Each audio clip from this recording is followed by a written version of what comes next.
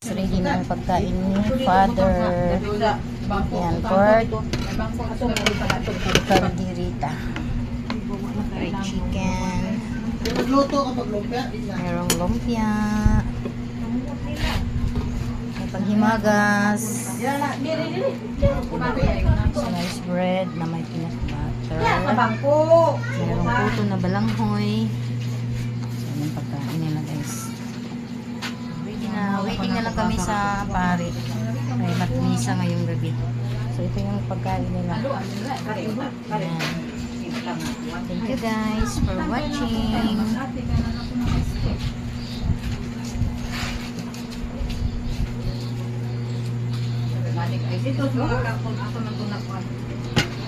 At kinilaw na pusok. Ayan.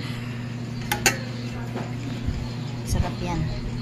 Thank you for watching. What?